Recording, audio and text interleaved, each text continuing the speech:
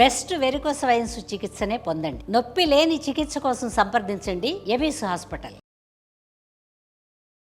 నమస్తే రమగారు. నమస్తే జయ. రమగారు, hair loss గురించి ఒకసారి మాట్లాడుకుందాం. హెయిర్ అంటే ఇది ఐబ్రోస్కి సంబంధించి. ఐబ్రోస్ చాలా పల్చగా అయిపోవటం, థిన్గా అయిపోవటం ఉంటుంది కొంతమందికి. తర్వాత ఏదైనా ఫీవర్ వచ్చి తగ్గినా, ఏదైనా ఇష్యూ అయినా, ఏదైనా చిన్న సర్జరీలు అయినా ఐ ల్యాషెస్ కూడా ఊడిపోతూ ఉంటాయి. వీటిని మళ్ళీ మనం ఐ ల్యాషెస్, ఐబ్రోస్ నిండుగా ఉంటేనే ఫేస్ అందంగా అనిపిస్తుంది కదా. ఏం చేయాలండి? మీ చిన్నప్పుడు అసలు ఏం చేసేవారు? ఏమైనా టిప్స్ ఉండేవా? జయ, మా చిన్నప్పుడు అంటే ఇప్పట్లాగా ఐబ్రోస్ షేప్ చేయించుకునే వాళ్ళు ఎవరు ఉండేవాళ్ళు? ఐబ్రోస్ కలిసిపోయి ఉండేవి, కొంతమందికి పెద్దగా ఉండేవి, కొంతమంది పలసగా ఉండేవి. ఎలా ఉన్నవాళ్ళు అలాగే ఉండేవాళ్ళు. No threading. కొంచెం థ్రెడ్డింగ్ లేదు, అప్పుడు తెలియదు అంతగా. రేర్గా థ్రెడ్డింగ్ చేసిన వాళ్ళు ఉండేవాళ్ళు. ఏం చేసేవాళ్ళు, ఒక్కొక్కళ్ళు ఆసక్తిగా ఉన్నవాళ్ళు ఈ పెన్సిల్ తోటి కొంచెం లైట్గా అలా గీసుకోవడం చేసేవాళ్ళు, షేప్ చేసుకునేవాళ్ళు. క్రమంగా మనకి ఐబ్రోస్ చేయటం అవి ఇప్పుడు తెలిసిందా. పల్చగా ఉన్న ఐబ్రోస్ షేప్ చేస్తే కరెక్ట్గా కనపడతాయి, గుడ్ షేప్లో, ఒక పద్ధతి. తర్వాత ఏం చేస్తున్నారు, ఇప్పుడు మైక్రోవేవ్ వచ్చినాయిగా, షేపింగ్లు, బ్లేడింగ్లు. మామూలు మొహం ఐబ్రోస్ మాత్రం ఇక్కడి నుంచి ఇక్కడ కాదు, బాణాసురుడి కనుబొమ్మలని మా అన్నయ్య ఎప్పుడు ఎక్కిరిస్తాడు. మా పిల్లలు కొంతమందికి పెద్ద పెద్ద ఐబ్రోస్తో కనిపిస్తారు. బాణాసురుడు అంటే ఈ నాటకాల్లో వేసేటప్పుడు బాణాసురుడు క్యారెక్టర్ తెలియటానికి పెద్ద పెద్ద కనుబొమ్మలు ఉంటాయి, బాణాసురుడి కనుబొమ్మలు అంటారు. బాణాసురుడు అనే ఒక రాక్షసు, వాడి క్యారెక్టర్కే పెద్ద ఐబ్రోస్ ఉండేవి. చిన్నప్పుడు అలా అనేవాళ్ళు. ఇప్పుడు మామూలు మొహం సామాన్యంగా ఉంటుంది, ఐబ్రో మాత్రం ఇక్కడి నుంచి మొదలుపెట్టి ఇక్కడ దాకా ఇప్పుడు చేయించుకుంటున్నారు కదా. ఇప్పుడు అంత డబ్బులుండి, అలాంటి అవకాశం ఉండి, ఆ రకమైన ఆసక్తి ఉన్న వాళ్ళ ఇష్టం, ఎవరి ఇష్టం వాళ్ళది కదా. చాలా మందిని చూసాం ఇటీవల, ఎంతమంది సెలబ్రిటీస్ దగ్గర నుంచి మామూలు వాళ్ళ వరకు ఇన్ఫ్లుయెన్సర్స్ అందరూ చేయించుకుంటున్నారు, అవకాశాలు ఉన్నాయి కాబట్టి. ఇప్పుడు ఉండి కూడా మనకి చిన్న జ్వరం వచ్చినా, ఏదైనా అనారోగ్యం వచ్చినా, ఒక ఏజ్ వచ్చాక కూడా ఐ ల్యాషెస్ షెడ్ అయి ఊడిపోతూ ఉంటాయి, ఐబ్రోస్ పల్చబడిపోతాయి. వైరల్ ఫీవర్స్కి బాగా తగ్గుతాయి. తర్వాత ఇంకొకటి ఉంది, హెయిర్ డై చేసుకునే ప్రాక్టీస్ మొదలైన తర్వాత కూడా అవి గ్రే హెయిర్స్ వచ్చేస్తాయి, ఐబ్రోస్లో ఐ ల్యాషెస్లో గ్రే అయిపోతాయి, వస్తాయి అట్లా. అవును. ఇప్పుడు ఇది వరకు ఏం చేసేవాళ్ళు అంటే, మా చిన్నప్పుడు చేసేది చెప్తాను. ఆముదం రాసుకునేటప్పుడు తలకు ఆముదం రాస్తుంటే కొంచెం ఆముదం కనుబొమ్మల మీద ఐ ల్యాషెస్కి కూడా రాసుకోమని వాళ్ళు. అప్పుడు ఏంటంటే ఒత్తుగా పెరుగుతాయి అని. పెరుగుతాయా లేదా అనేది అంతేం కాదని బోల్డంతమంది మధ్య మధ్యలో చాలా రకాల ఆర్టికల్స్ చూసాం. కానీ ఇప్పటికీ ఈ ఐబ్రోస్ పెరగడానికి హెయిర్స్, అది ఆయిల్స్, ఐ ల్యాషెస్ ఒత్తుగా ఉండడానికి ఆయిల్స్లో బేసిక్ ఆయిల్ ఆముదమేనట. క్యాస్టర్ ఆయిలే పనిచేస్తుంది. ఓన్లీ ఆముదం అండి, అందులో ఏమన్నా కలపాలి? అప్పుడైతే ఏం కలిపేవాళ్ళు కాదు. ఇప్పుడు కూడా మనం ప్యూర్ ఒరిజినల్ ఆముదంతో ఫేస్ మసాజ్ చేసుకున్నా కూడా బాగుంటుంది స్కిన్కి. ఈ ఐబ్రోస్కి కొంతమందికి మొహం మీద ఉన్న హెయిర్స్ కూడా డార్క్ అవుతాయని ఒక భయం ఉంటుంది. అవునండి కదా. మీకు ఆ భయం అంటే అవన్నీ వద్దు. ఒట్టిగా ఆముదము ఒక చిన్న దాంట్లో వేసుకుని, మనం ఈ మస్కారా బ్రష్లు కనపడతాయి కదా, మనం ఆన్లైన్ ఒట్టి బ్రష్లు దొరుకుతాయి మనకి. ఆ బ్రష్ అందులో ముంచి ఉంచుకోవటం, రాసేసి రోజు రాత్రిపూట పడుకునేటప్పుడు మీరు బాగా బ్రష్ చేస్తే కనుక షేప్లో పెరుగుతాయి. ఆ షేప్లో ఉన్న హెయిర్స్ కొంచెం డార్క్ అవుతాయి, నరిష్ అవుతుంది హెయిర్, లుక్ బాగుంటుంది. ఈ ఐబ్రోస్ ఐ ల్యాషెస్ కూడా ఈ పల్చగా ఉండేవి మెల్లిగా ఒత్తుగా అవుతాయి, డార్క్ అవుతుంది స్కిన్. దానికి ఏమంటారు, వెంట్రుక తాలూకు డెన్సిటీ, దాని మందము పెరుగుతుంది, దాని లుక్ ఏమన్నా, దాని టెక్స్చర్ ఖచ్చితంగా మారుతుంది. మరి అది మారే అవకాశం ఉన్నప్పుడు చెయ్యొచ్చు కదా. డెఫినెట్గా. చిన్నప్పుడు ఏం చేసేవాళ్ళం అంటే జయ, ఇంకో చిన్న చిట్కా చెప్తా. ఈ ఒంటిరెక్క మందార పువ్వు ఉంటుంది చూడు, ఆ ఒంటిరెక్క మందార పువ్వుని ఈ ఫ్రంట్ ఇప్పుడంటే జుట్టు ఊడిపోయింది, నేను పెద్ద అయిపోయాను కదా, ఇట్లా ఉండేది జుట్టు నాకు ఇక్కడ దాకా, ఇలా ఐబ్రోస్ ఈ సైడ్ హెయిర్ లో అసలు గ్యాప్ ఉండేది కాదు, అంత చిన్న నుదురుగా ఉండేది.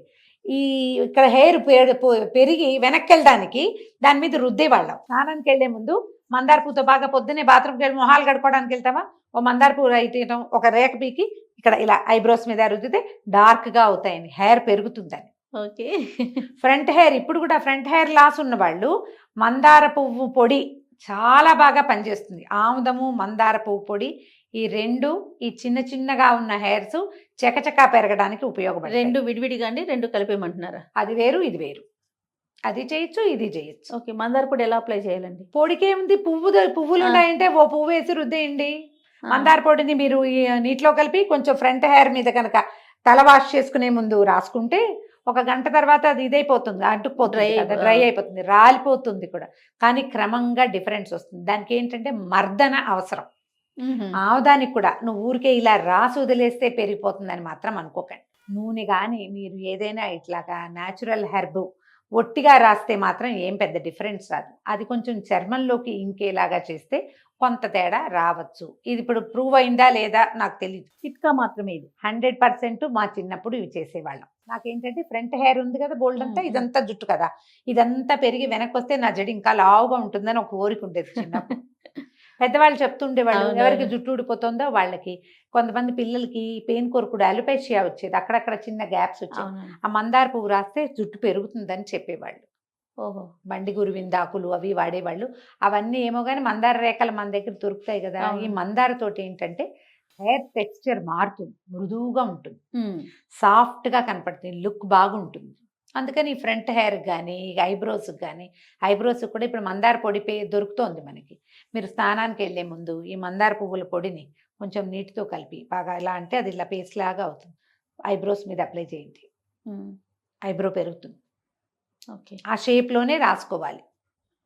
ఈ మాకు తెలిసిన ఒక ఆంటీ హెన్నా కూడా పెట్టుకునేవారు ఐబ్రోస్కా? ఐబ్రోస్కి. ఎక్కువసేపు కాదు, తలకి హెన్నా పెట్టించుకునేవారు. కొంచెం హెన్నా ఉందనుకో, ఈ హెన్నా ఇప్పుడు రకరకాల కెమికల్స్ వాడేస్తున్నారు జయ వాటిలో కూడా. అవునండి. మనకి ప్యూర్ ఒరిజినల్ సహజమైనది లేదు. కాబట్టి ఈ రోజుల్లో మనం బజార్లో తెచ్చే వాటిని నమ్మకూడదు. అవును. అవి మొహం మీద పెడితే పనికిరాదు, జుట్టుకే పనికిరాదని కొంతమంది డెంటాలజిస్టులు చెప్తున్నారు. ఈ హెన్నా పేస్ట్ని లైట్గా ఒక 10 నిమిషాలు 8 నిమిషాలు అప్లై చేసుకునేవారు ఆవిడ. వాష్ చేసేస్తే వచ్చి 1 గ్రే హెయిర్స్ కనుక ఐబ్రోస్లో ఉంటే అవి కొంచెం రంగు మారుతాయి. ఇవి హెయిర్స్ మంచి గుడ్ షేప్లో పెరుగుతాయని ఆవిడ చెప్పారు ఒక మాట ఎప్పుడో. ఓకే. మనం ఈ మనమే హెన్నా పొడి తయారు చేయించుకుని లేదా గోరింటాకులు పొడి కొట్టుకుని ఒట్టిగా ప్యూర్ హెన్నా అని మనకి తెలిసిన పొడి ఉంటే అందులో ఈ గుంటగరాకు పొడి, మెంతి పొడి అవి ఇవి కలుపుకుని పెట్టుకుంటారు చాలామంది ఓపిక్గా. అవును. వాళ్ళు గనక దీన్ని ట్రై చేయొచ్చు. కానీ ఆముదం బాగా పనిచేస్తుంది, ట్రై చేసి చూడొచ్చు కదా. డెఫినెట్గా. కాకపోతే ఏంటంటే ఈ ఐబ్రోస్లో ప్యాచెస్ వస్తున్నా, ఎక్కడైనా గ్యాప్స్ వచ్చి ఊడిపోతున్నా, ఏదైనా కొంచెం తినేసినట్టు ఈ ఐబ్రో సడన్గా చిన్నదైపోయినా ఒకసారి డాక్టర్ని చూడడం మంచిది. డెఫినెట్గా. అవునండి, మంచి మాట. డాక్టర్ని చూడాలి. అది ఏదైనా స్కిన్ ఇష్యూనా, మనం తల్లో పెట్టుకుంటున్న ఈ రంగుల వల్ల ఏదైనా ఎఫెక్ట్ అయ్యి ఇవి ఊడిపోతున్నాయా, క్రమంగా ఇది మన ఐలాషెస్కి వస్తుందా, మొహం అందం పోతుంది చూడు. మనం ఏదో దెత్తి బాగుండాలని పెట్టుకుంటే మొహం కూడా పాడైతే ఎట్లాగా. అసలు కదా? ప్రధానంగా సమస్య దీంతోనే మొదలవుతుంది రమ్మగారు. ఈ కలర్స్ తోటే మొత్తం స్కిన్ అలర్జీలు కానీ, ఐబ్రోస్ ఊడటం, ఐ లాషెస్ ఊడిపోవటం కదండి. అవును అవును. కాబట్టి హెర్బల్ వెళ్ళటము మొదటిది. ఇదంతా నల్లబడిపోతుంది జయ చాలా మందికి పాపం. మరి జుట్టు బాగుండలేదని వేసుకుంటాము, మన కాలం అట్లాంటిది కదా. కొంచెం జాగ్రత్త పడండి. హెయిర్ కనుక ఐబ్రోస్లో ప్యాచెస్ వస్తే మాత్రం డాక్టర్ని చూడండి. ఊరికే కొంచెం పలచగా అవుతోంది లేదా ఇంకొంచెం బాగుండాలి అంటే ఆముదం చక్కగా పనిచేస్తుంది. చిన్నపిల్లలకైనా రాయించడం. శుభ్రంగా. ఎక్కువ హెయిర్స్ ఉండవు, ఐబ్రోస్ లో అమెరికన్ పిల్లల్లాగా ఉంటారు, అసలు ఏమి లేకుండా బ్రహ్మాండంగా రాయొచ్చు. చిన్నపిల్లలకి నిర్మోహమాటంగా ఆముదం పట్టించండి, ఏ సైడ్ ఎఫెక్ట్ ఉండదమ్మా. నువ్వు హెన్నా పెట్టుకోవాలి అదేదో చేయాలంటే భయం. ఆముదానికి ఏముంది, ఒరిజినల్ కదా ఇది, చెట్టు నుంచి వచ్చింది కదా, భయం ఏం లేదు. చక్కగా మంచి ఆముదం చూసుకోవాలి, మంచి ఆముదం కొనుక్కోవాలి, అంతే. ట్రై చేసి చూడండి. రైట్ రమ్మ గారు, నమస్తే. నమస్తే.